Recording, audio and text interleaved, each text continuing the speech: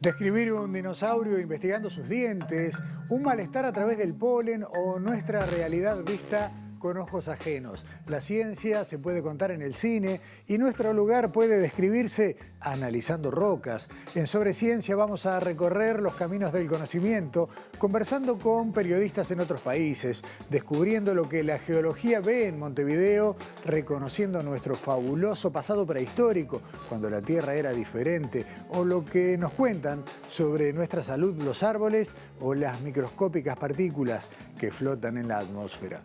La curiosidad es la energía que nos impulsa en cada edición de Sobre Ciencia.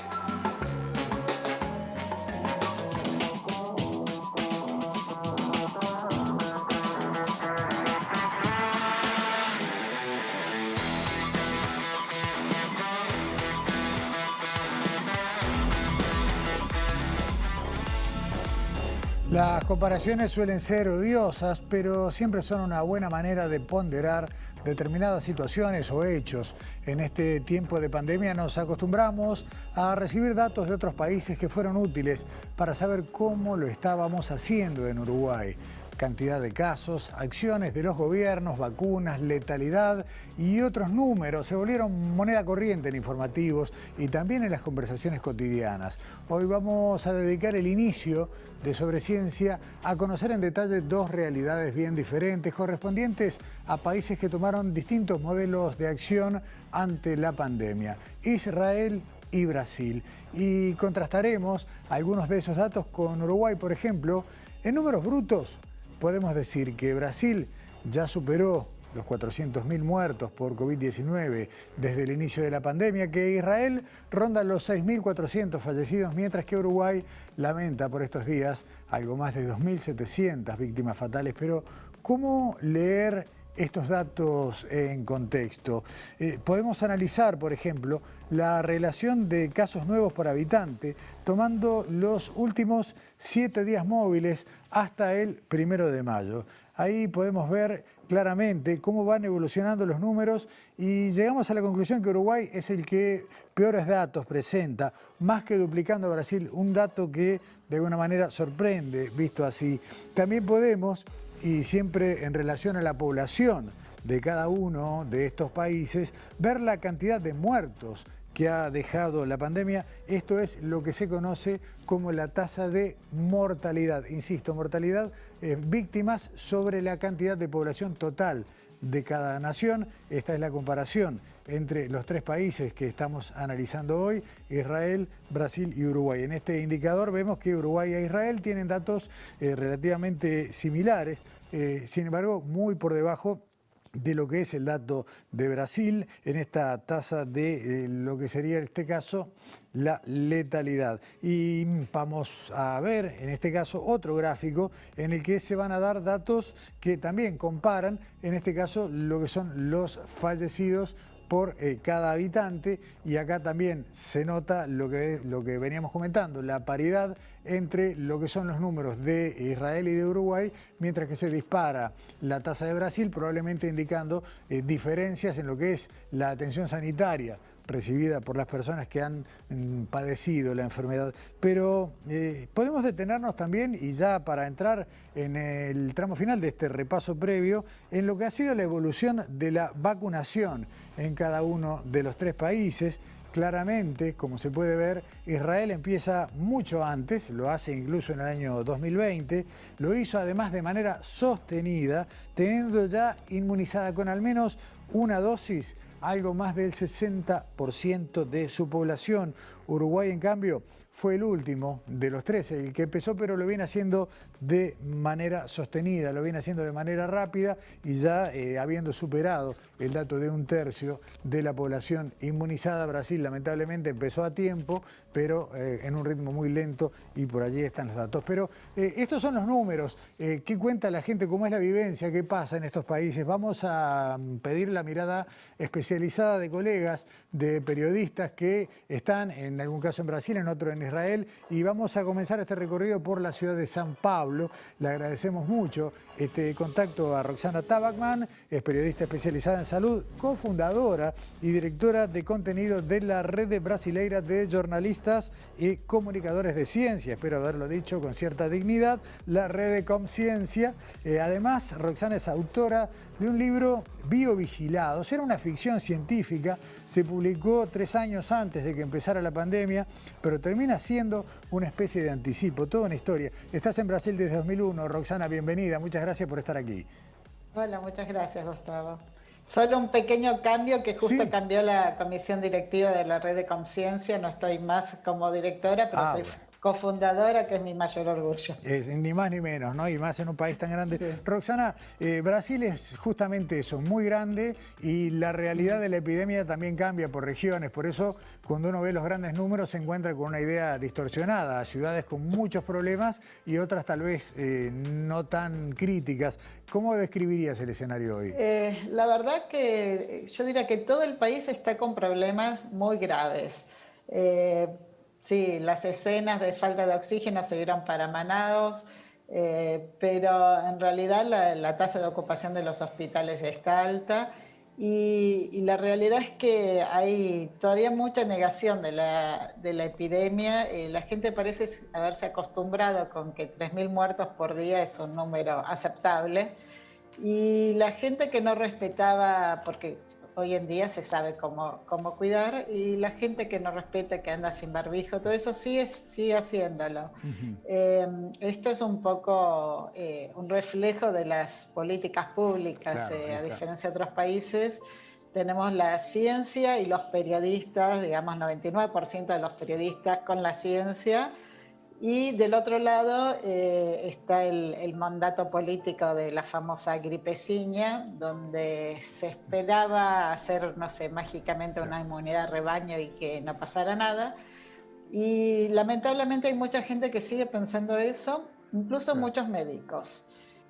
Acá se da un fenómeno que yo no termino de entenderlo, y yo trabajo entrevistando médicos hace 30 años, es que los médicos no están del lado de la ciencia. O sea, hay por supuesto los médicos, las sociedades científicas sí están, pero el Ministerio de Salud y muchos médicos están recetando curas milagrosas que todos sabemos que no funcionan, cloroquina, hidroxicloroquina, ivermectina, todas esas. Y eso se ve reflejado también en los hospitales, porque los internados, la mayoría ya tomó alguno de estos remedios y se sintió de alguna forma protegido. O sea, la situación es muy compleja, es política, pero es mucho más que eso. Claro, está bien. Roxana, y acá las dos dimensiones. Vos decías, bueno, la prensa científica fundamentalmente alineada de una manera casi masiva en lo que es justamente eso, no la ciencia. Te voy a corregir, no es la prensa científica, es toda la prensa. La prensa hay algún globalmente. que otro comentarista pero en general la prensa está del lado de la ciencia. O sea, las mentiras acá pasan por lo que dice el gobierno, lamentablemente. Claro. Pasa por las redes sociales, pero no pasa por los medios. Ahora, Roxana, muy excepcional, alguna cosa, alguien que haya... ¿Cómo pasan esas mentiras después a las políticas, ¿no? Porque puede ser que el presidente o sus referentes, bueno, traten de minimizar el impacto de la enfermedad, pero esto sería menor si al mismo tiempo hubiera una buena vacunación o medidas sociales, como puede ser una cuarentena. Nada de esto, ¿no? No, en realidad es tan complicado, tan difícil de entender, porque, por ejemplo, que estos remedios que no funcionan y que claramente hacen mal, hay una parte del Ministerio de Salud que estudia los efectos indeseables y que sabe claramente y contabiliza el problema, y otra parte que lo pone en los hospitales. Entonces vos vas a un hospital público y te dan un remedio para otra cosa. ¿Entendés? Entonces no llega o sea, es una mezcla de todo. En cualquier área que estés mirando es una mezcla de malas decisiones. Por ejemplo, hoy se supo que Bolsonaro pretendía que se pusiera en el prospecto de la... No me acuerdo si fue la cloroquina o una de estas que curaba el coronavirus. Bueno, el presidente que se le ocurre hacer eso. claro, Por supuesto, Anvisa claro. es una institución seria, yo me saco el sombrero, son fabulosos, Claro. son así, quieren estar en el Dream Team de las agencias reguladoras mundiales, lo están y no quieren perder ese lugar, están en un grupito, digamos, de los que hacen las determinaciones. Y entonces decís, pero bueno, ¿cómo puede ser el Anvisa, que es del Estado, y un ministerio que también es del Estado, que hagan cosas tan distintas? Roxana, para redondear esta charla quiero detenerme por último en el tema vacunas, no solo en la administración de las vacunas, sino también en los centros de investigación de Brasil que están involucrados en la producción, en investigación, en desarrollo de conocimientos. Cuesta también eso, no ver las dos velocidades, mucho conocimiento y nada de llegada a la gente. Sí, la ciencia brasilera es fantástica. No sé si mantiene ese lugar, pero están entre los 10 que estaban produciendo más papers en tema a comienzos de la pandemia. Hay vacunas en desarrollo, se hicieron ensayos clínicos muy serios, pero por ejemplo hoy el gobierno salió a decir que quiere que la vacuna de Pfizer, la segunda dosis sea a los 3 meses en vez de a los 21 días. Y decís, pero, o sea... Una cosa es que falte y una diga, no queda otra, vamos a hacer la prueba. Pero no, el gobierno quiere determinar que se dé a los 3 meses. Claro, hacerlo por ley, digamos, por decreto. La ciencia, por supuesto, tiene los problemas que tiene todo en América Latina, por ejemplo, con el tema de la variante P1. En realidad todo el mundo lo conoce como la variante de Manaos, pero bueno, fue descubierta en Japón, no fue descubierta en Manaos. Llegaron los pasajeros que venían de Brasil al aeropuerto en Tokio y le hicieron el test, y después avisaron a Brasil del problema y creo que Brasil estaba como 2 meses atrasado con las muestras todavía para analizar, estaba 1 mes y medio atrasado, entonces no habían llegado a conocer las nuevas. Ahora se aceleró un poco el estudio de las variantes, pero bueno, tiene todos los problemas que tenemos en Latinoamérica, ¿no? Está bien. Roxana, te agradecemos muchísimo este contacto, ojalá que si volvemos a comunicarnos más adelante sea para pintar una realidad un poco mejor, ¿no? Para todo el pueblo de Brasil. Ojalá. Muchísimas gracias. Hasta pronto. Y como decíamos en el inicio, la idea es contrastar realidades y un país que ha sido comentario a nivel global por haber empezado a desmantelar las medidas de cuarentena, de prevención en espacios públicos, es Israel. Y bueno, para saber cómo hizo y qué está pasando hoy en Israel, vamos a saludar y a bienvenir a Ana Jerosolimsky, periodista uruguaya radicada en Israel desde el año 1979. Es licenciada en Relaciones Internacionales de la Universidad Hebrea de Jerusalén, corresponsal de varios medios en español y desde 2004 directora del semanario hebreo, fundado por su padre, José Jerosolimsky. Ana, bienvenida a Sobre Ciencia, muy buenas noches. Buenas noches acá, buenas tardes para ustedes, Gustavo, muchas gracias por esta invitación. Ana, a ver, la noticia fue global, la posibilidad de volver a estar en espacios públicos con menos medidas de precaución, la vacunación masiva y sostenida. ¿Cómo describirías en pocos minutos qué pasó en Israel desde diciembre del 2020 hasta este mayo del 2021? Bueno, te diré que en diciembre del 2020 justamente fue alrededor del 20, si no me equivoco, la imposición del tercer cierre desde el comienzo de la pandemia. O sea que en diciembre todavía se estuvo lidiando con problemas. En enero, el 18 de enero fue el día que más cantidad de casos registrados, confirmados de COVID-19 hubo en 24 horas, superaron los 10.100, o sea que fue el peor día desde el comienzo de la pandemia. Fue la época en la que también las unidades de CTI estaban más exigidas, ¿verdad? No se llegó a hablar, creo, explícitamente de saturación o de desmoronamiento, pero sin duda una gran exigencia. El 20 de diciembre comenzó la campaña nacional de vacunación. La noche antes, sábado de noche, se había dado simbólicamente la primera vacuna. El primer ministro Netanyahu, él dijo como para alentar a la gente a que se vacune, y el 20, como decía, empezó esa campaña, primero con los equipos médicos de todo el país, fuerzas de seguridad, la gente, acá se hizo en forma muy ordenada, ante todo acá sabés que lo que se da es la Pfizer. Hay también parte Claro. a los soldados en el ejército que hacen servicio militar obligatorio Moderna, y también a los trabajadores palestinos se dio Moderna, pero el grueso de la población recibe la Pfizer, Sí, claro. y como es un tipo de vacuna, entonces no hubo cuestión, como sé que está pasando en Uruguay, ¿verdad? Diferentes capas etarias según la vacuna que va Claro, llegando. Acá claro, se determinó de entrada, Gustavo, claro. que lo que va a determinar es la capa etaria en la que uno está, y si uno está en un grupo de riesgo, entonces se puede dar la prioridad, aunque no Claro, estés todavía en el grupo de correcto, la edad que ya están vacunando. correcto. Y sin duda Sí, los números han mejorado claro. incomparablemente Está, con tanto, los claro, anteriores. tanto han mejorado, Ana, que bueno, aparecen esos contrastes de imágenes, ¿no? Vos decías, diciembre del 2020, tal vez lo peor de la pandemia, y bueno, con cuarentenas, las calles vacías, como era lo que se podía ver, y hoy la recuperación de los espacios públicos. Bueno, te diré ante todo, Gustavo, sobre esto de las calles vacías. Hubo realmente calles vacías en el primer cierre de la Ajá, pandemia, que acá todo el mundo recuerda como el cierre de Pesaj. Pesaj es la Pascua judía, claro.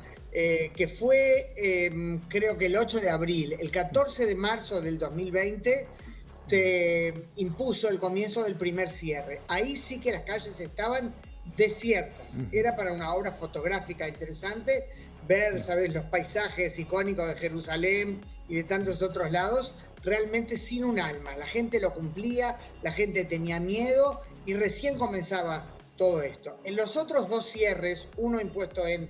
Todo el tiempo hubo medidas de restricciones, ¿verdad? Pero como cierre así más amplio, hubo en septiembre, y el tercero fue, como recién dije, en diciembre.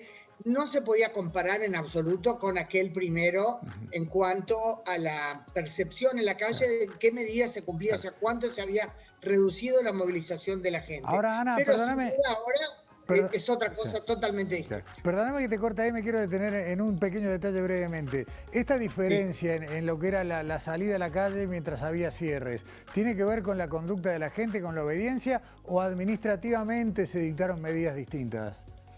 No, hubo sí algunos cambios en las medidas. Ante todo, yo pienso que la actitud de la gente cambió. Ajá, En parte pienso que eso también se vio influenciado por el hecho que acá desde hace mucho hay una seria crisis política, y en caso que el primer ministro anunciara una determinada decisión, podía ser por consideraciones realmente, digamos, científicas, ¿verdad? Aunque el gobierno, seamos en todos lados, recibe asesoría de científicos y decide también según otras consideraciones. Acá hubo mucha discusión al respecto. Pero inclusive en casos en los que, digamos, el gobierno impartía o transmitía una decisión que podía ser muy seria, debido a la crisis política de fondo, al hecho que él está en juicio por sospecha de corrupción, y una crisis que no se logra, ya varias elecciones consecutivas.